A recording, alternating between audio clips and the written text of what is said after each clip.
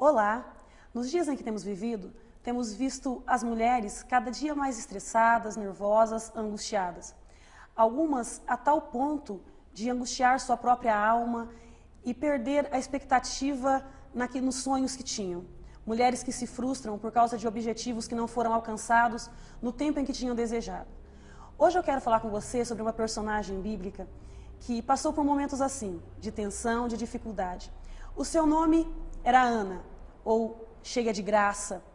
E Ana passou por uma situação tão difícil, mas no final Deus transformou a vida de Ana da água para o vinho. E Ana foi uma mulher usada para os propósitos de Deus.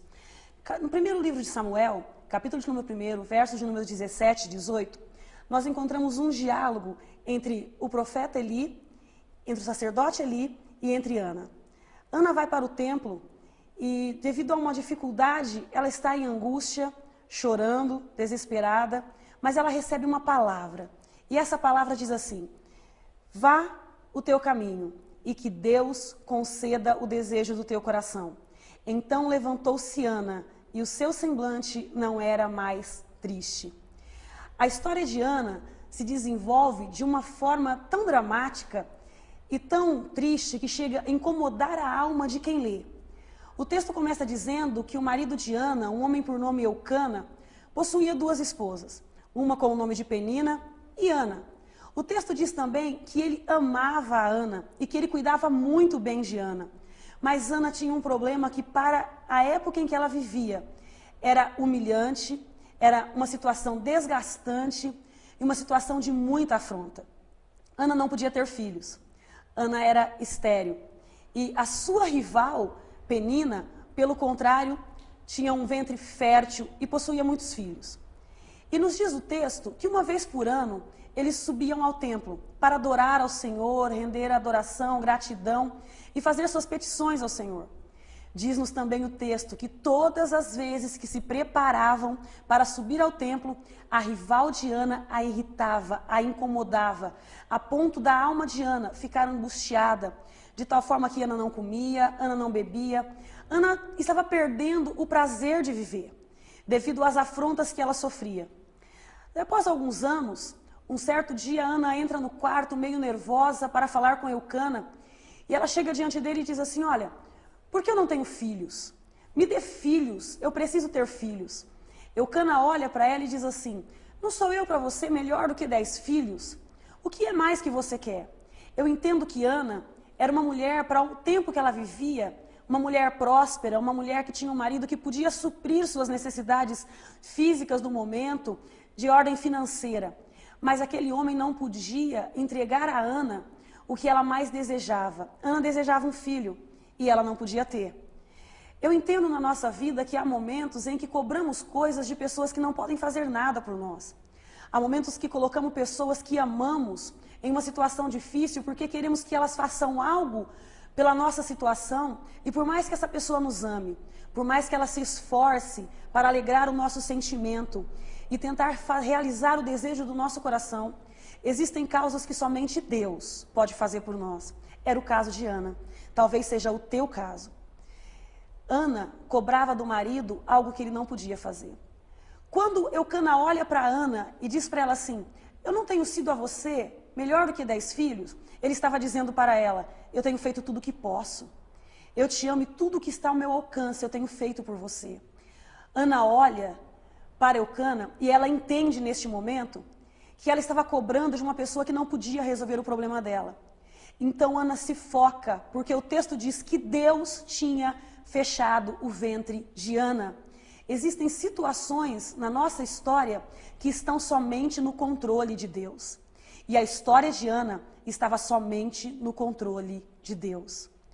Nesse dia, Ana entende que era Deus, que o socorro dela vinha dele. E de repente Ana se levanta e ela faz o que ela fazia sempre. O mesmo caminho, o mesmo lugar de oração, mas um objetivo mais focado. Ana, neste momento, se levanta com uma visão diferente. E eu gosto da palavra visão, porque visão significa ter uma imagem clara das coisas. Até aquele momento, as respostas estavam diante de Ana, mas estava tão desfocado diante dela que ela não tinha uma visão clara das coisas. Ela achava que o problema era a rival, que era o marido. Ela sempre culpava alguém ou uma situação pela angústia que ela vivia. Mas quando Deus trouxe visão para Ana e ela começou a ter uma imagem clara das coisas, ela entendeu o que ela deveria fazer. Ana se levanta, vai para o templo, talvez no mesmo lugar de sempre, talvez no mesmo cantinho onde ela costumava orar todos os anos. E talvez a mesma oração de sempre, mas dessa vez com uma visão clara do que Deus tinha para a vida dela. Ana dobra o joelho e o texto diz que Ana estava tão angustiada que ela orava em pensamento, mas a voz não saía. Sabe aqueles momentos que você fica sufocada dentro de uma situação, que parece que tudo ao teu redor te rouba o fôlego, e por mais que você tente se expressar, por mais que você queira gritar, a voz não sai, o sentimento é de que ninguém vai te ouvir mesmo? Eu imagino que era a situação de Ana. Após uma leve discussão com o esposo, ela entende que Deus tinha solução para a tua vida. E ela começa a falar com Deus e o sentimento de Ana vai para diante do trono do Senhor. E neste momento Ana começa a falar com Deus e somente os lábios de Ana se moviam. E Ana fala com tanta intenção no coração, com tanta intenção de ter aquele sentimento atendido por Deus e mudado por Deus, que ela diz: Senhor, se hoje olhares para a tua serva e tirar a vergonha dos meus ombros e me der um filho que seja varão, eu o devolverei para ti. Quando Ana faz essa oração, Deus pega um propósito eterno que ele tinha para Israel, encaixa na oração de Ana e começa a desenvolver algo tremendo para o povo de Israel. Sabe o que eu entendo? Uma oração feita com uma visão nítida do que Deus tem é uma oração respondida. Não estamos em tempo de perder em oração, mas de ganhar em Deus. Só que enquanto Ana está orando, Eli se levanta, vai até ela e diz assim: mulher, por que é que você está bêbada dentro da casa de Deus?